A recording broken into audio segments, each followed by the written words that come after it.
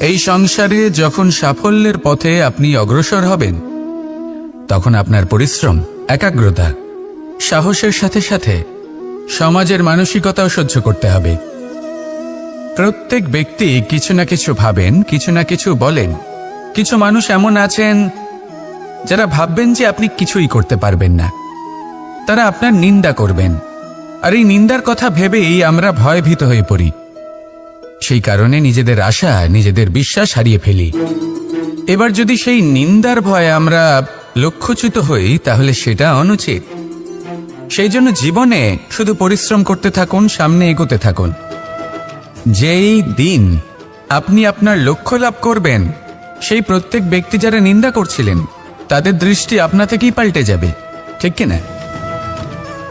এই সংসারকে যা প্রাণ চায় তাই বলতে দিন। যদি আপনি কারোর কথা শুনতে চান, তাহলে নিজের অন্তরের কথা শুনুন। সেটাই আপনাকে উচিত পথে নিয়ে যাবে। সামনে অগ্রসর হতে থাকুন, পরিশ্রম করুন। এমন একটা দিন আসবে যেদিন এই নিন্দুক ব্যক্তিরা আপনার লক্ষ্যপ্রাপ্তির উদাহরণ সবাইকে দেবে। আসুন আমার সাথে ভালোবেসে বলুন, রাধা রাধা। মানুষ সুখী জীবনযাপনের প্রতি এতটাই অভ্যস্ত হয়ে পড়ে যে একটা ছোট্ট সমস্যা এলেই সে সবার থেকে সাহায্য চাইতে শুরু করে দেয়। সে সাহায্য লাভও করে এবং সেই সংকট থেকে সে বেরিয়েও আসে। কিন্তু এই সাহায্য কিছু মুহূর্তের, আর কিছু মুহূর্তের হলো এই দুঃখ। এই 2 মুহূর্তের সাহায্যের জন্য আজীবন আপনি তার কাছে ঋণী হয়ে থাকেন। আর মানবিকতার খাতিরে আপনার মনে কৃতজ্ঞতা জেগে ওঠে। আর সেই কৃতজ্ঞতা বোধ হলো যে আপনি কখনো সেই ব্যক্তিকে ছাপিয়ে যেতেই পারবেন না। সেই জন্য জীবনে সবসময় চেষ্টা করবেন নিজেকে প্রস্তুত রাখতে সেই সব সমস্যার জন্য, সেই সব বাধার জন্য যেগুলো আপনার জীবনে আসতে পারে। ততক্ষণ সাহায্য চাইবেন না যতক্ষণ না অন্য কোনো পথ না থাকছে। সাহায্য চাওয়া অনুচিত নয়, কিন্তু সাহায্য চাইলে এবং সাহায্য পেলে আপনি আজীবন কৃতজ্ঞ এবং ঋণী হয়ে থাকবেন। আর তারপর একদিন আপনি পরিবর্তন দেখতে পাবেন যে কিভাবে আপনি ছোট ছোট সমস্যার জন্য সাহায্য না চেয়ে বড় বড় সমস্যার সম্মুখীন হতে প্রস্তুত হয়ে গেছেন। এটাই হলো সংসারের নীতি। এটাই পালন করুন আর আমার সাথে ভালোবেসে বলুন, রাধা রাধা। এমন অনেক মানুষ আছেন যারা আমাকে ভগবানের পরিভাষা জানতে চান, যে ভগবান আসলে কি, তিনি কেমন। এবার দেখুন, ভগবান হোক বা আপনার স্বপ্ন হোক বা আপনার লক্ষ্য হোক না কেন, সেই লক্ষ্য তখনই পূর্ণ হয়, তখনই তাকে লাভ করা সম্ভব যখন আপনার দৃষ্টিভঙ্গি মঙ্গলময় হয়। যখন আপনি নিজে মনে করবেন যে আমি যেটা পেতে চাইছি তা শুভ। উদাহরণস্বরূপ, কোনো পাখিকে দেখুন, সে গাছের ডালে বসে এবং সেখানেই বিশ্রাম করে, কিন্তু পড়ে না। কেন? কারণ ওর বিশ্বাস যে যে শাখার উপরে ও বসে আছে সেটাই হলো ওর বাসস্থান। যদি আপনি বিশ্বাস করেন, তাহলে আপনি পাথরের মধ্যেও ভগবান দর্শন করতে পারবেন। আর যদি বিশ্বাস না থাকে, তাহলে যদি ভগবান সামনে দাঁড়িয়েও থাকে, তবেও আপনার বিশ্বাস হবে না। তাই বিশ্বাস করতে শিখুন। এই বিশ্বাসের আধারেই আপনি সেই সব কিছু পাবেন যা আপনি পেতে চাইছেন। আসুন আমার সাথে ভালোবেসে বলুন, রাধা রাধা। গুরু, যিনি পথ দেখান, আমাদের জীবনে অত্যন্ত গুরুত্বপূর্ণ, অত্যন্ত আবশ্যক। কিন্তু কিছু মানুষ মনে করেন যে গুরুর কোনো প্রয়োজন নেই, কারণ এই সমগ্র জ্ঞান মানুষের অন্তরেই নিহিত রয়েছে। এবার প্রশ্ন এটাই, যদি সমস্ত জ্ঞান মানুষের অন্তরে নিহিত থাকে, তাহলে গুরুর কি প্রয়োজন? আর যারা আজ পর্যন্ত গুরুকে মেনে এসেছেন, তারা কি অনুচিত করেছেন? এর উত্তর আমি আপনাকে দেব একটা উদাহরণ দ্বারা। একটা কাঠ যা জ্বলনশীল, জ্বলনের ঊর্জা তার অন্তরে নিহিত রয়েছে, কিন্তু তার জ্বলনের জন্য বাইরে থেকে একটা অনুঘটকের প্রয়োজন হয়। এই অনুঘটকই হলেন আপনার গুরু। উত্তাপ যা একটা কাঠকে জ্বালাতে পারে, সেই উত্তাপ হলো গুরুর প্রচেষ্টা। যদি সেই গুরুই না থাকে, তার প্রচেষ্টাই না থাকে, তাহলে সেই সমস্ত জ্ঞান যা মানুষের অন্তরে নিহিত তা ব্যর্থ হয়ে যাবে। যদি আপনার সাথে আপনার গুরু থাকেন, আপনার পথ প্রদর্শন করেন, আপনার অন্তরের জ্ঞানকে বাইরে নিয়ে আসতে পারেন, তাহলে তাকে সম্মান করুন আর আমার সাথে ভালোবেসে বলুন, রাধা রাধা। असतो मा सद्गमय, तमसो मा ज्योतिर्गमय, মৃত্যুর্মা মৃতঙ্গময়। জ্ঞান সেটাই যা অসত্য থেকে সত্যের পথে চালিত করে। প্রকাশ সেটাই যা অন্ধকার থেকে আলোর পথে নিয়ে আসে। জীবন সেটাই যা মৃত্যু থেকে অমরত্বের পথে নিয়ে যায়। এবার এই তিনটে, জ্ঞান, জীবন এবং প্রকাশ, একই রকম। শূন্য থেকে এর উৎপত্তি হয় এবং আস্তে আস্তে আপনার জীবনে বিস্তার লাভ করে। এবার আমরা এটাই ভাবি যে কেমন করে এই তিনটিকে আগলে রাখা যায়। এর উত্তর হলো, এদের আগলে রাখার প্রয়োজনই নেই, ভাগ করে দিতে হবে। কোনো বৃক্ষকেই দেখে নিন, একটি বৃক্ষ অনেক বছর ধরে বেঁচে থাকে। কেন? কারণ সে ভাগ করে দিতে জানে। সে নিজের বীজ ছড়িয়ে দেয়, এই ধরিত্রীতে দেয়, সেই বীজ যা অঙ্কুরিত হয়ে এক নতুন বৃক্ষকে জন্ম দেয়। শুধু ছড়িয়ে দিয়ে একটি বৃক্ষ জীবন দান করতে পারে। যদি কোনো ব্যক্তি জ্ঞান ছড়াতে শিখে যান, যদি প্রকাশ, আলোর কিরণ ছড়িয়ে দিতে শিখে যায়, কোনো ব্যক্তি তার জীবনের সুখ ছড়িয়ে দিতে শিখে যান, তাহলে তিনি মৃত্যুর পরও মৃত হন না। এই ভাগ করে দেওয়ার সুখটাই কিছুটা আলাদা। এই সুখ অনুভব করুন আর আমার সাথে ভালোবেসে বলুন, রাধা রাধা। আপনি কখনো কোনো সরোবরের দিকে তাকান, যার জল হলো শান্ত, স্থির। আপনি স্পষ্ট দেখতে পাবেন সেই সরোবরের তলদেশে কি রয়েছে। তাতে সাঁতরে বেড়াচ্ছে সুন্দর মাছ, চকচকে কিছু পাথর, স্বর্ণরূপী বালি, সবই আপনি দেখতে পাবেন। কিন্তু যখনই আপনি একটা ছোট্ট পাথর তুলে সেই জলে ছুঁড়ে ফেলবেন, তখন সেই জল বিচলিত হবে আর সেই স্পষ্টতা ন্যূনতম হয়ে যাবে। তারপর কিছুই স্পষ্টভাবে দেখা যাবে না। এই ঘটনা মানুষের সাথেও ঘটে। মানুষ যদি বিচলিত হয়ে পড়ে, তখন সে বুঝতে পারে না যে বর্তমানে কি হয়ে চলেছে আর ভবিষ্যতে কি করা উচিত। কিন্তু সেই মানুষ যদি শান্ত থাকেন, স্থির থাকেন, ধন্যাত্মক থাকেন, তাহলে নিশ্চিত রূপেই বুঝতে পারবেন যে বর্তমানে কি করতে হবে আর ভবিষ্যতে কি করতে হবে।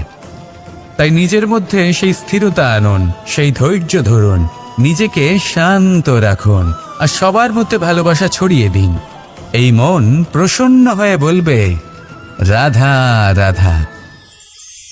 সম্পর্ক এ হলো এক বন্ধন যা আমাদের এক সূত্রে বেঁধে রাখে। কিন্তু এমন কিছু ব্যক্তি থাকেন যারা এই সম্পর্কের বিষয়ে নিজস্ব একটা ধারণা করে ফেলেন যে সম্পর্ক এরকম হওয়া উচিত, সম্পর্ক সেরকম হওয়া উচিত। আমি এই সম্পর্কের জন্য কত কিছু করেছি এই ব্যাখ্যা করতে থাকেন আর তার বদলে অনেক কিছু প্রত্যাশাও করেন। কিন্তু সত্য হলো এটাই যে সব সম্পর্ক একরকমের হয় না, কিন্তু প্রত্যেক সম্পর্কের একটা বিশেষত্ব থাকে। যেমন চোখ আর নাকের এই সম্পর্ককেই দেখুন। চোখের সব থেকে কাছে কে আছে? নাক আছে। কিন্তু এই চোখ দিয়ে এই নাককে আমরা দেখতেই পাই না। তবে কি ধরে নেব এই সম্পর্কের কোনো মূল্য নেই?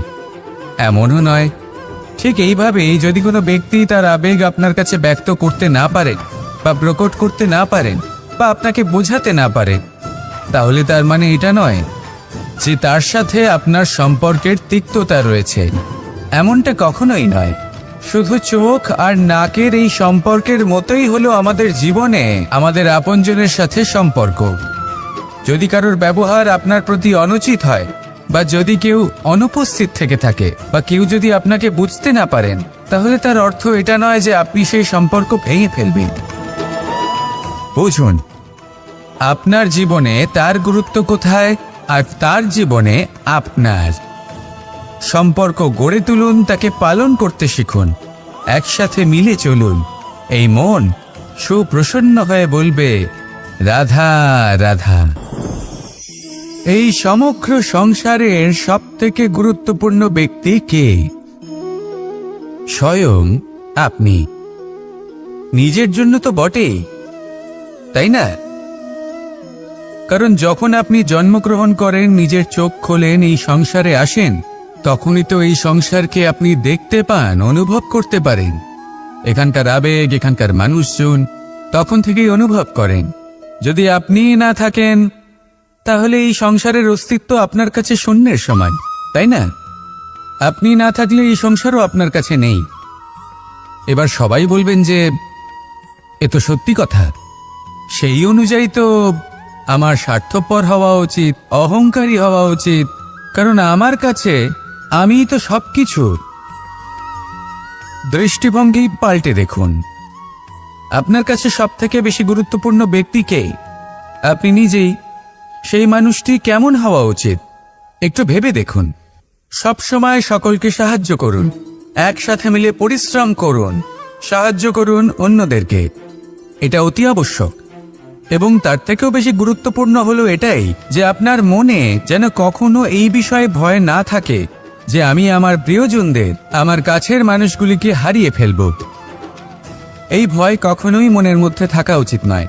যদি ভয় থাকে তাহলে থাকুক এই বিষয়ে যে সকল মানুষ আমার জীবন থেকে, আমার থেকে দূরে চলে যাচ্ছেন, তাদের বাধা দিতে দিতে আমি যেন নিজেকেই না হারিয়ে ফেলি, নিজের অস্তিত্বকেই না হারিয়ে ফেলি, নিজের ব্যক্তিত্বকে, নিজের বিচারধারাকে, নিজের করুণার শক্তি না হারাই। তাহলে এই ভয় ত্যাগ করুন আর আমার সাথে ভালোবেসে বলুন, রাধা রাধা। এই ফল কি তা বলার কোনো প্রয়োজন নেই। এই ফল কতটা সুস্বাদু সেটাও বলার কোনো প্রয়োজন নেই। ধরুন এমন কোনো মানুষ আসলেন যিনি জানেন না এটা কোন ফল। তিনি এটা দেখে ভাববেন এ তো কাঁটার একটা গুচ্ছ মনে হচ্ছে, নিয়ে ফেলে দেবেন। সেখানে দ্বিতীয় কোনো ব্যক্তি যিনি বুঝদার, তিনি দেখবেন, ভাববেন যে প্রকৃতি এর গায়ে এত কাঁটা কেন দিয়েছে? অবশ্যই সুরক্ষার জন্য দিয়েছে, অর্থাৎ ভিতরে অবশ্যই অমূল্য কিছু রয়েছে। সেই ধরনের ব্যক্তি এই ফলের অন্তরে প্রবেশ করেন এবং এই ফলের আনন্দ উপভোগ করেন। এরকমই কিছুটা আমাদের সংসারেও আমরা দেখতে পাই। প্রত্যেকদিন আমরা নতুন নতুন মানুষের সাথে পরিচিত হই। এমন কিছু ব্যক্তি থাকেন যাদের সাথে প্রথম আলাপের পর আমাদের এটা মনে হয় যে এই ব্যক্তিকে দেখে একটু রাগী ব্যক্তি মনে হচ্ছে, বড়ই অহংকারী বোধ হচ্ছে, উদ্ধত মনে হচ্ছে। বেশিরভাগ মানুষ প্রথম আলাপের পরে তাদের সাথে দূরত্ব বজায় রাখবেন। কিন্তু যিনি বুঝদার ব্যক্তি, তিনি ভাববেন যে এই ব্যক্তি এমন কেন করছেন। হয়তো সুরক্ষার খাতিরে এই ব্যক্তি নিজেকে এরকম করে তুলেছেন যাতে অন্য কোনো ব্যক্তি এসে ওনার সময় নষ্ট না করেন, ওনার আবেগের সাথে ছলনা না করেন, খেলা না করেন। হয়তো অতীতে এমন কোনো ঘটনা ঘটেছে যার জন্য এই ব্যক্তি কিছুটা এরকম হয়ে গেছেন। এমনই একজন ব্যক্তি সেই ব্যক্তির মনের গভীর পর্যন্ত পৌঁছতে পারেন আর সেখান থেকে শুভ গুণগুলিকে বাইরে বের করে আনতে পারেন। এরকমই ব্যক্তি হয়ে উঠুন, এমন বুঝদার ব্যক্তি হয়ে উঠুন যিনি সামনের ব্যক্তির খারাপ গুণগুলিকে অবহেলা করে হৃদয়ের অন্তঃস্থল থেকে শুভ গুণগুলিকে প্রকাশিত করে এবং সেই ব্যক্তিকে দেখাতে পারে। এমন ব্যক্তি হয়ে উঠুন যিনি নিজের জীবনকেও সফল করে তোলেন এবং অন্যের জীবনকেও। আসুন আমার সাথে ভালোবেসে বলুন, রাধা রাধা। আমি জীবনে অনেক ভালো মানুষের সংস্পর্শে এসেছি। এমন ব্যক্তি যিনি আজীবন জ্ঞান লাভ করে থাকেন, পড়তেই থাকেন, পড়তেই থাকেন, জ্ঞান অর্জন করতেই থাকেন, অত্যাধিক জ্ঞান অর্জন করতে থাকেন। কিন্তু এইটুকুই কি যথেষ্ট? ধরে নিন কোনো ব্যক্তি শিল্পকলার বিষয়ে অনেক বই পড়ে ফেলেছেন, কিন্তু কখনো শিল্পকর্মই করেননি। তাহলে সেই জ্ঞানের কি লাভ? কোনো লাভ নেই। এবার এটাই আমাদের জীবনে শেখা প্রয়োজন। আমরা জ্ঞান অর্জন করি কিন্তু তা যাপন করি না, তা কর্মজীবনে প্রয়োগ করি না। তাহলে এতে কি লাভ হবে? জ্ঞান আছেই সেই জন্য যাতে আমরা জীবনকে আরো শ্রেষ্ঠ করে তোলার জন্য তাকে প্রয়োগ করি। এই জ্ঞান এবং কর্মের একসাথে পথ চলাটাই আবশ্যক। তবেই এই জ্ঞান অভিজ্ঞতায় পরিণত হবে। আর অভিজ্ঞতা দ্বারা যে জ্ঞান লাভ হয় সেটাই সবথেকে বেশি গুরুত্বপূর্ণ, সেটাই হলো সবথেকে বেশি লাভদায়ক। সেই জন্য শুধু জ্ঞান অর্জন করবেন না, তাকে প্রয়োগ করুন, তাকে কর্মজীবনে প্রয়োগ করুন, জীবনকে আরো শ্রেষ্ঠ করে তুলুন। আর আমার সাথে ভালোবেসে বলুন, রাধা রাধা। এটা হলো একটা সাদা পাতা। এবার এতে আমি যাই লিখব সেটাই এর অস্তিত্ব হবে। এতে আমি প্রেমের কিছু কথা লিখে একে প্রেমপত্র বানিয়ে তুলতে পারি। মাতা পিতার জন্য একটা শুভ সংবাদ লিখতে পারি। শত্রুর বিষয়ে সতর্ক করব বলে সেনাকে একটা সংবাদ লিখতে পারি। দ্বারকাবাসীর জন্য কোনো সংবাদ পাঠাতে পারি। যাই লিখব এই পত্র সেটাই হয়ে উঠবে। সেই রকমই হলো আমাদের জীবন। আমরা যেমন কর্ম আমরা করব, আমাদের অস্তিত্ব এবং ব্যক্তিত্ব ঠিক তেমনই হয়ে উঠবে। যদি আপনি একটা অসাধারণ, উজ্জ্বল এবং সম্মানজনক জীবনযাপন করতে চান, তাহলে তার একটা রহস্য আপনাকে বলি। যেমন কথন হবে, কর্ম তেমন হবে। অর্থাৎ যতটুকু বলেছেন ততটুকুই করুন, আর যতটুকু করেছেন ততটুকুই বলুন। এই একটা নিয়ম যদি আপনারা পালন করেন, তাহলে এই সংসারের সমস্ত পণ্ডিত আপনাকে অবশ্যই সম্মান করবেন। তাহলে এটাই করুন আর আমার সাথে ভালোবেসে বলুন, রাধা রাধা। বিন্দু বিন্দু জলেই সাগর নির্মাণ হয়। এবার এই কথা আমরা সকলে জানি। আপনি কি এই কথাটা জানেন যে ছোট ছোট সুখের দ্বারাই বড় সুখ লাভ করা যায়? একজন বাবাকে দেখুন, সন্তানের জন্ম থেকে তার যুবক হওয়া পর্যন্ত তার সাথে ছোট ছোট সুখ যাপন করেন। এই ছোট ছোট সুখগুলি তাদের প্রেমের সম্পর্কে গভীরতা নিয়ে আসে, এবং প্রেমের এই গভীরতা তাদের জীবনে বড় সুখ নিয়ে আসে। এটা ঠিক সেই রকম যেরকম বিশাল এক সমুদ্রে, গভীর এক সমুদ্রে অমূল্য রত্ন খুঁজে পাওয়া যায়। এটাও ঠিক সেই রকমই। সেই জন্য জীবনে বড় বড় সুখের খোঁজ করতে গিয়ে সময় নষ্ট করবেন না। এই যে ছোট ছোট সুখ আছে, এগুলোকে যাপন করা শুরু করুন, এগুলোর আনন্দ লাভ করুন, এগুলোরই উৎসব পালন করুন। প্রেমের গভীরতা বুঝুন আর এই গভীর প্রেমে মন নিমজ্জিত করুন। তারপরে দেখুন এই মন আর এই জীবন সুপ্রসন্ন হয়ে বলবে, রাধা রাধা। মানুষের জন্ম কখনো তার ভবিষ্যৎ নির্ধারণ করতে পারে না। হ্যাঁ, ওর জীবনযাত্রা অবশ্যই সুখময় হতে পারে। নির্ভর করে যে ও কোন পরিবারে জন্ম নিচ্ছে, তার পরিবার পরিজন কে হন, তার মাতা পিতা কে হন, তাকে কেমন শিক্ষা দেওয়া হয়েছে, কেমন ভাবে পালন করা হচ্ছে। সে কিন্তু কুপাত্রও হতে পারে, আবার সুপাত্রও হতে পারে। কিন্তু সে চলে যাওয়ার পর এই সংসার তাকে মনে রাখবে নাকি না? আর যদি মনেও রাখে, তাহলে কিভাবে মনে রাখবে সেটা নির্ভর করছে তার কর্ম এবং তার নির্বাচনের উপর। ঠিক যেমন বর্ষার এই জলের ফোঁটা যখন মেঘ থেকে ঝরে পড়ে, তখন তার এই নির্বাচন হলো গুরুত্বপূর্ণ, কারণ তার নির্বাচন তার উপর নির্ভর করছে তার ভবিষ্যৎ কেমন হবে। ঝিনুকের মুখে পড়লে মুক্ত হয়ে ওঠে, সাপের মুখে পড়লে বিষ, আর যদি কোনো পাতায় পড়ে তাহলে শিশিরে পরিণত হয়। তাহলে কর্ম এবং নির্বাচন দুটি জীবনে গুরুত্বপূর্ণ। এদের বিষয়ে বিশেষ যত্ন নেবেন এবং আমার সাথে ভালোবেসে বলবেন, রাধা রাধা। আমাদের সকলের কাছে বৃক্ষ অত্যন্ত প্রিয়। আমরা সর্বদাই চাই এই বৃক্ষ যেন সবুজ থাকে, ফুলে ফলে ভরে থাকে, আমাদের ছায়া প্রদান করে, তা যেন সুস্থ থাকে, আমাদের ফল প্রদান করে। আর সেই জন্য আমরা প্রতিদিন সেই বৃক্ষকে জল প্রদান করি। কিন্তু কখনো ভেবে দেখেছেন যে জল তো আমরা বৃক্ষের গোড়ায় দিই, তারপরেও এই জল সেই বৃক্ষের প্রত্যেকটি পাতায় ঠিক পৌঁছে যায়? এটা কিভাবে সম্ভব? কিছুটা এরকমই হলো আমাদের কর্ম। যদি এই পৃথিবীতে থেকে শুদ্ধ মনে সৎকর্ম করেন, এই কর্ম সোজা ঈশ্বরের কাছে গিয়ে পৌঁছয়। যদি শ্রদ্ধা ভাব নিয়ে সমর্পিত হয়ে শুদ্ধ চিত্তে আপনি কাউকে সেবা করেন, তা সে মাতা পিতাই হোক, পরিবার হোক, গুরু হোক, পশুপক্ষী হোক বা সমাজ হোক, তাহলে সেটা সোজা ঈশ্বরের চরণে সমর্পিত হয়। সব সময় সবসময় শুদ্ধ চিত্তে সমর্পিত হয়ে এবং মনে শ্রদ্ধা ভাব নিয়ে কর্ম করুন। ঈশ্বর নিজে থেকেই এর ফল আপনাকে প্রদান করবেন। আসুন আমার সাথে ভালোবেসে বলুন, রাধা রাধা।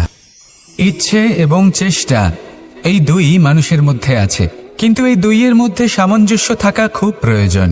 আপনার যা ইচ্ছে সেটা পূর্ণ করার জন্য চেষ্টার প্রয়োজন তো অবশ্যই। আপনি যে স্বপ্ন দেখেন সেটা পূর্ণ করার জন্য নিদ্রা ত্যাগ করে চেষ্টা করা অত্যন্ত প্রয়োজনীয়, নয়তো এই স্বপ্ন কখনোই পূর্ণ হবে না। যদি আপনি কোনো প্রশ্নের উত্তর চান তাহলেও আপনাকে চেষ্টা করতেই হবে। জীবনে যদি সামনে এগোতে হয় তাহলে পাকে কষ্ট দিয়ে সামনে এগোতে হবে, চেষ্টা অবশ্যই করতে হবে। যদি আপনি চেষ্টা না করেন, পরিশ্রম না করেন, তাহলে এই সংসার আপনাকে পেছনে ফেলে সামনে এগিয়ে যাবে। নিজের ইচ্ছেগুলিকে মন থেকে বাস্তবে আনুন আর চেষ্টার দ্বারা তাকে সার্থক করুন। এই মন প্রসন্ন হয়ে বলবে, রাধা রাধা। এই সংসারের অন্তের এর বিনাশের প্রারম্ভ কিভাবে হয়?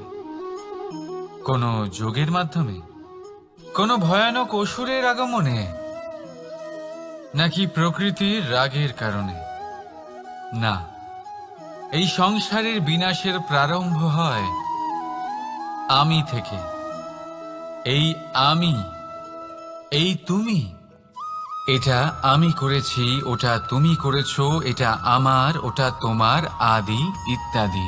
এই ভাব যখন মনে বাসা বেঁধে নেয়, সর্বপ্রথম ঘর ভাগ হয়, তারপর বসতি, তারপর প্রাণ, আর তারপর দেশ, আর সবার শেষে সমস্ত সংসার ভাগ হয়ে যায়।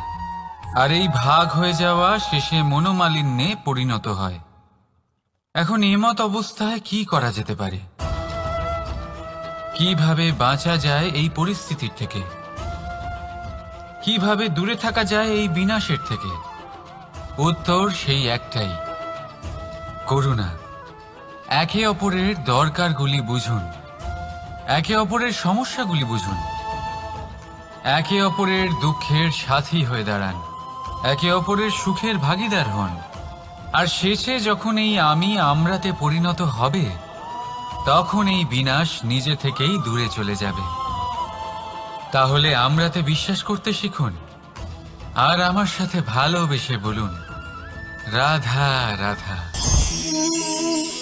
এই মুদ্রা, এবারে ভাবুন এটাই আমাদের জীবন, জীবনের সুখ আর দুঃখ। এই মুদ্রার, এই জীবনের দুটি দিক। কিন্তু যখনই আমরা ঈশ্বরের কাছে প্রার্থনা করি তখনই আমরা সুখ চাই, আর সেই সুখ আসেও। আর যখনই সেই সুখ আসে তখন ব্যক্তি সর্বপ্রথম তাকে ভুলে যায় যে দুঃখের সময় ওনার সাথে ছিলেন। আর এমত অবস্থায় উনি সাহায্য করেন না, উনি করেন উপকার। আর এই উপকারের বদলে মানুষের থেকে উনি নিজের জন্য শ্রদ্ধা চান। আর সেই শ্রদ্ধা, সেই চাহিদার কারণে উনি নিজেকে অন্যদের থেকে শ্রেষ্ঠ, অন্যদের থেকে ভিন্ন মনে করতে বিবশ হয়ে যান। আর আলাদা হবার কারণে তার মধ্যে জেগে ওঠে অহংকার, আর সেটাই হয় তার পতনের কারণ। এবার এতে কি করা যেতে পারে? কি চাওয়া যেতে পারে ঈশ্বরের কাছে? এই প্রশ্ন অবশ্যই মনে আসে। ঈশ্বরের কাছে চান সুখ, শুধুমাত্র ততটাই যাতে অহংকার না আসে, আর দুঃখ ততটাই যাতে শ্রদ্ধা না চলে যায়। রাধা রাধা। এই সংসারে এমন কিছুই নেই যে সব সময় একই থাকবে। যা কিছু নির্মাণ হয়েছে তা একদিন অবশ্যই ভেঙে পড়বে, কিন্তু এই ভেঙে যাওয়ার বিশ্লেষণ আপনি কিভাবে করবেন তা আপনার উপরে নির্ভর করছে। ওই আকাশের দিকে তাকান, ওই মেঘ, ওটাও ভেঙে পড়ে, কিন্তু নিজে ভেঙে পড়ার সাথে বর্ষাকে তৈরি করে যায়। মাটির ডেলা অবশ্যই ভেঙে পড়ে, কিন্তু ব্যবহারযোগ্য মাটির রূপ নিয়ে। এই ধরিত্রীর বুকে কোনো এক বীজ যখন ভেঙে পড়ে, তখন ধরিত্রীর উপর এক বিশাল আকারের বৃক্ষ নির্মাণ করে। যদি জীবনে কিছু ভেঙে পড়ে তাহলে নিরাশ হয়ে পড়বেন না, নিজের সাহস হারাবেন না। ধনাত্মক দৃষ্টিভঙ্গি দিয়ে দেখতে চেষ্টা করুন। মনে করুন নিয়তি নিশ্চয়ই আপনার জন্য আরো ভালো কিছু ভেবে রেখেছে, যা ভবিষ্যতে আপনার প্রতীক্ষা করছে। ধনাত্মক চিন্তা ভাবনা করতে থাকুন, তারপর দেখবেন শ্রেষ্ঠ রচনা নিজেই তৈরি হবে।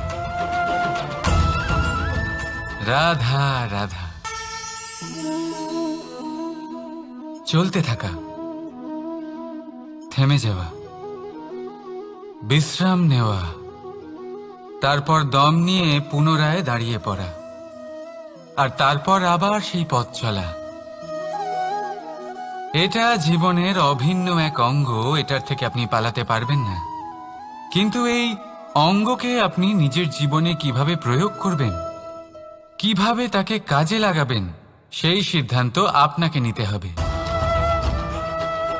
যারা হেরে যান তারাও জীবনে থমকে যান, আবার যারা জেতেন তারাও দাঁড়িয়ে পড়েন। যারা হেরে যান তারা হাঁপিয়ে দাঁড়িয়ে পড়েন, যারা জিতে যান তারা দাঁড়িয়ে পড়েন সেই সর্বোচ্চ স্তরে পৌঁছে গিয়ে। এবার দাঁড়াতে তো আপনাকে হবেই, তা হতেই হবে। কিন্তু কখন কিভাবে দাঁড়াবেন, ক্লান্ত হয়ে নাকি সর্বোচ্চ স্তরে পৌঁছে গিয়ে, সেই সিদ্ধান্ত আপনার। অবশ্যই দাঁড়িয়ে পড়ুন, কিন্তু ক্লান্ত হয়ে নয়, কারণ আপনাকে পুনরায় দাঁড়িয়ে পড়তে হবে, পুনরায় যাত্রাপথে এগোতে হবে এবং সর্বোচ্চ স্তরে পৌঁছতেই হবে। রাধা রাধা। স্বপ্ন, আমরা জীবনে স্বপ্ন দেখতে থাকি, সেটা পূরণ করার পূর্ণ প্রয়াস করে থাকি। কিন্তু এই স্বপ্ন পূরণ না হওয়ার পরিস্থিতিতে আমরা ভেঙে পড়ি, ছিন্ন বিচ্ছিন্ন হই, আর তারপর এই বোঝা আমরা আগামী প্রজন্মের ওপর রীতিমতো চাপিয়ে দিই। আমরা এটাই মনে করি যে আমরা যেটা হতে পারিনি সেটা আমাদের সন্তান অবশ্যই হবে। আমরা যা কখনো পাইনি আমাদের সন্তান অবশ্যই তা পাবে। এটা যে অনুচিত সেটা আমরা ভাবি না, কিন্তু এটা ভুল, আর এই ভুল আমরা সকলেই করে থাকি। সন্তান প্রকৃতি আর পরমাত্মার আশীর্বাদ, ওদের ভেতরে তাদের নিজের একটা অস্তিত্ব লুকিয়ে থাকে, সেটা মন দিয়ে দেখুন তো। আপনি শুধু ওই সন্তানকে জন্ম দিয়েছেন, কিন্তু ওর জীবন আপনার নয়। তাই নিজের সন্তানের সাথে থাকুন, সময় কাটান, ওদেরকে ভালোবাসুন, সবসময় প্রেরণা দিন, কিন্তু প্রেরণা দিন ওর নিজের অস্তিত্বকে বাড়ানোর জন্য, ওর নিজের স্বপ্ন পূরণ করার জন্য, আপনার স্বপ্ন পূরণ করার জন্য নয়। ওদের অস্তিত্বকে পূর্ণাঙ্গে বৃদ্ধি পেতে দিন। রাধা রাধা। এই পুকুর দেখছেন আপনি, পুকুরের জল কখনো প্রবাহিত হয় না, একই স্থানে জমে থাকে, আর সেই কারণে কিছুদিন পর ময়লা হতে শুরু করে। কিন্তু তাও আমরা একে ত্যাগ করি না, আমরা তবুও একে পুজো করি। শুধুমাত্র এই কারণে নয় যে অতীতে সে আমাদের তৃষ্ণা মিটিয়েছে, কিন্তু এই কারণেও যে যদিও বা সে ভবিষ্যতে আমাদের তৃষ্ণা না মেটায়, কিন্তু প্রয়োজন হলে আগুন অবশ্যই নেভাতে পারে। ঠিক সেই রকমই হয় আমাদের সম্পর্ক, সম্পর্ক যা আমরা বহু বছর পরিশ্রম করে তৈরি করি, যে দরকার পড়লে আমাদের সহায়ক হয় কোনো না কোনোভাবে। সেই জন্য সম্মান করতে শিখুন এই সম্পর্কগুলিকে, শিখুন এই সম্পর্কগুলিকে অটুট রাখতে। কথায় কথায় এই সম্পর্কগুলিকে ভেঙে দিতে শিখবেন না। রাধা রাধা। বিষ, এই শব্দটা শুনলেই মনে অনেক কল্পনা জন্ম নেয়। কল্পনা অসহ্যকর তিক্ততা, কল্পনা অত্যন্ত বেদনাদায়ক মৃত্যু। এবার যদি আপনাকে জিজ্ঞেস করা হয় যে সবচেয়ে বিষাক্ত বিষ কোনটা, তাহলে আপনি কি বলবেন? কেউ বলবে সর্পের বিষ, কেউ বলবে কাঁকড়া বিছের, কেউ বলবে কালকেউটের বিষ। কিন্তু না, এই সমস্ত রকম বিষ সেই বিষের সামনে টিকতে পারবে না যাকে আমরা বলে থাকি কানের মধ্যে ঢালা বিষ। শুনতে অত্যন্ত মিষ্টি, কিন্তু তিক্ততায় অত্যন্ত বিষাক্ত। পেটের মধ্যে যাওয়া এই বিষ শুধুমাত্র একটি মানুষের মৃত্যুর কারণ হয়, কেবল একটি। কিন্তু কানের মধ্যে ঢালা এই বিষ একাধিক সম্পর্কের নাশ করতে পারে। আর এটাতে সেই ব্যক্তির ভুল নেই যে আপনার কানে বিষ ভরেছে, আপনি তাকে দোষ দিতে পারেন না। এখানে দোষ আপনার নিজের, যে এই বিষকে আপনি নিজের উপরে প্রভাব ফেলতে দিয়েছেন, এই বিষকে সুযোগ দিয়েছেন আপনার ক্ষতি করতে। এটা আপনার ভুল। সেই জন্য কুমন্ত্রণায় কখনো কান দেবেন না। আপনার মনে ভালোবাসার দৃঢ়তা জাগিয়ে তুলুন আর নষ্ট করে দিন এই সংসারের সমস্ত বিষের প্রভাবকে। রাধা রাধা। জীবন, আমাদের এই জীবন, সুখ আর দুঃখ, এই দুইয়ের মিশ্রণ। এদের সংমিশ্রণই জীবনের ভারসাম্য বজায় রাখে। এখন এই সুখ, সুখ এমন এক বস্তু যাকে সবাই খুঁজে চলেছে। দুঃখ এমন এক অনুভূতি যা সবার কাছে আছে। আমাদের প্রত্যেকের জীবনে সুখ আর দুঃখ আসতে থাকবে আর যেতেও থাকবে। এটা অবশ্যই জীবনে থাকবে। কিন্তু সফলতা, এটা সবার জীবনে আসে না। কেন? কারণ এই সফলতা সুখ আর দুঃখের দ্বারা প্রাপ্ত হয় না। সফলতা প্রাপ্ত হয় নিজের উপরে বিশ্বাস করতে থাকলে। আকাশের ওই সূর্যকে দেখুন, সূর্যের বিশ্বাস আছে নিজের উপর যে সে সমস্ত জগৎকে আলোকিত করতে পারবে, নিজের প্রথম রশ্মি দিয়ে অন্ধকারকে দূর করতে পারবে। সূর্য এই বিশ্বাস নিয়েই আসে, আর কিছুক্ষণের মধ্যেই সমস্ত সংসার থেকে অন্ধকারকে বিনাশ করে ফেলে সে। তাহলে মনে রাখবেন, এই সুখের আভাস, এই দুঃখের অনুভূতি আসতেও থাকবে আর যেতেও থাকবে। শুধু নিজের উপরে বিশ্বাস রাখুন, তারপর দেখবেন এই সফলতা আপনার দাস হয়ে থাকবে। রাধা রাধা। চাঁদ কত শ্রেয়, শুভ্র, কত সুন্দর। কিন্তু যদি আপনি মনোযোগ সহকারে দেখেন তাহলে দেখবেন এই চাঁদেও দাগ আছে। আর এই দাগগুলি থাকার কারণে কি এই চাঁদের মাহাত্ম্য কখনো কমে যায়? কখনো নয়। এর কারণ হলো চাঁদের নিরন্তর চেষ্টা। একবার এই আকাশে দেখুন, এই অন্ধকার সবসময় চেষ্টা করে চাঁদকে ঢেকে দেওয়া, কিন্তু এই চাঁদ সবসময় এই অন্ধকারের সাথে লড়াই করতে থাকে। অমাবস্যা থেকে শুরু করে চাঁদের এই যাত্রা পূর্ণিমা অবধি পৌঁছেই যায়। আর তাই এই চাঁদের পুজো করা হয়, এই কারণে এই চাঁদকে মাহাত্ম্য দেওয়া হয়। এইভাবেই যদি আপনার মধ্যে কোনো দোষ থাকে, কোনো খারাপ কিছু থাকে, তাহলে সেটা কোনো বড় ব্যাপার নয়। চেষ্টা করুন সেটাকে শুধরে নেওয়ার। কিন্তু সেই কারণে নিজেকে খারাপ মনে করা, এটা অনুচিত। নিজের ভুলগুলো, নিজের দোষগুলো, নিজের খারাপ দিকের কথা ভুলে আপনি এই সংসারের ভালোর দিকে প্রস্থান করেই দেখুন না। আপনি দেখবেন আপনার অন্তরের তেজ ঠিকরে বেরোচ্ছে। রাধা রাধা। এই পিঁপড়েদের দেখছেন আপনি? সবাই একই রকমের। এদের মধ্যে তফাৎ খুঁজে বার করা অসম্ভব। মনে হয় যেন ওদের আলাদা আলাদা অস্তিত্বই নেই। কিন্তু যদি আপনি মন দিয়ে দেখেন তাহলে দেখবেন প্রতিটা পিঁপড়ের আলাদা কাজ নির্ধারিত, তাদের আলাদা অস্তিত্ব আছে। কেউ বাড়ি বানানোর জন্য মাটি সংগ্রহ করতে পটু, কেউ ঢিপি বানাতে পটু, কেউ খাবার খোঁজায় পটু, আবার কেউ সেই খাবার আনায় পটু।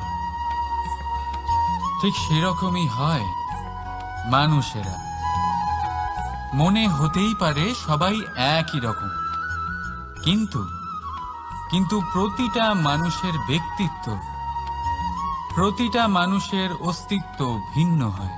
আর সত্যি কথা বলতে কি, প্রতিটা মানুষের ভিন্নতাই আমাদের প্রগতির দিকে নিয়ে যায়। ভাবুন, যদি আপনাকে কারোর সাথে হাত মিলিয়ে চলতে হয়, তাহলে আপনাকে আপনার সোজা হাত তার উল্টো হাতে ধরে এগোতে হবে। এটাই সৃষ্টিকর্তার সৃষ্টির নিয়ম। ভিন্নতা, এই ভিন্নতাকে আশীর্বাদ ভেবে চলুন, এতে কোনো খারাপ নেই। রাধা রাধা। দাদা আমাকে বহুবার জিজ্ঞেস করেন যে কানাই, তুমি রাধার সাথে এই সংসারকে প্রেম শেখাতে এসেছো, তাহলে কেন তুমি রাধাকে এত বিরক্ত করো? কেন ও তোমাকে বিরক্ত করে? কেন এই ঝগড়াঝাটি হয়? কেন এই টানাপোড়েন চলে? এবার এটার উত্তর আমি কিছুটা এইভাবে দিতে চাই। পিঁপড়ে সেই বাড়িতেই প্রবেশ করে যেখানে মধু উপস্থিত আছে। যদি আপনার বাড়িতে মধু থাকে, কোনো মিষ্টি জিনিস থাকে, মিষ্টত্ব থাকে, তাহলে পিঁপড়ে সেখানে অবশ্যই প্রবেশ করবে। ঠিক এইরকমই হয় আমাদের সম্পর্ক। এর মধ্যে ছোটখাটো ঝগড়াঝাটি, টানাপোড়েন, রাগ করা, মন ভাঙানো, এই সব তো চলতেই থাকে। বিশেষ করে সেই সম্পর্কগুলিতে যেখানে মিষ্টত্ব আছে।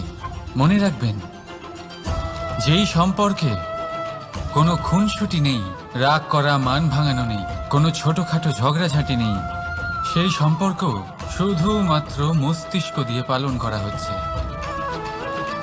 মন থেকে নয়। তাই মন থেকে ভালোবাসতে শিখুন। আর এই ছোটখাটো ঝগড়াঝাটির, এই অম্ল মধুর খুনসুটির আনন্দ উপভোগ করুন, কারণ এতেও ভালোবাসা আছে। রাধা রাধা। এই পুস্তক বড়ই কাজের জিনিস। কাহিনী হোক, কবিতা হোক, স্মৃতি হোক, এতে যাই লিখে দেবেন তা ভবিষ্যতের পুঁজি হয়ে যাবে। কিন্তু যদি কখনো এমন হয় যে এই পুস্তক ময়লা হয়ে যায়, বা যদি কোনো পাতায় আপনি ভুল করে কালি ফেলে দেন, বা কোনো বাক্য লিখতে গিয়ে আপনি ভুল করে ফেলেন, তাহলে আপনি কি করেন? সেই পুস্তক কি আপনি তুলে ফেলে দেন? না, তাই তো। শুধু একটা পাতা ছিঁড়ে ফেলেন, যাতে সেই পুস্তক সঠিক থাকে, সুন্দর হয়ে ওঠে। এই পুস্তকের মতোই হয় আমাদের সম্পর্ক। তার সেই এক পাতা, একটা ভুল। তাই যে কোনো সম্পর্কে যদি কারোর কোনো ভুল হয়ে গিয়ে থাকে, তাহলে সেই ভুলকে সম্পর্ক থেকে দূরে করা সঠিক হবে। সেই ভুলকে ভুলে যাওয়াই সঠিক হবে। সেই সম্পর্ক ভাঙা নয়, সেই সম্পর্ক সামলে রাখুন। কারণ ভুল তো সবার দ্বারা হয়। যদি এরকম করেন, তবেই জীবনরূপী পুস্তক আরো সুন্দর হয়ে উঠবে। একে অপরকে ক্ষমা করতে শিখুন, একে অপরের ভুলকে ভুলে যেতে শিখুন। তারপর দেখবেন এই জীবনে আরো আনন্দ আসবে, আর এই সম্পর্ক নিঃশ্বাস নিতে থাকবে। রাধা রাধা। হ্যালো বন্ধুরা, মুন ব্লগে তোমাদের সকলকে স্বাগত জানাই। আজকের ভিডিওটি যদি তোমাদের ভালো লেগে থাকে, তবে অবশ্যই একটি লাইক, কমেন্ট আর শেয়ার করে দিও। আর কমেন্টে লিখো জয় শ্রীকৃষ্ণ।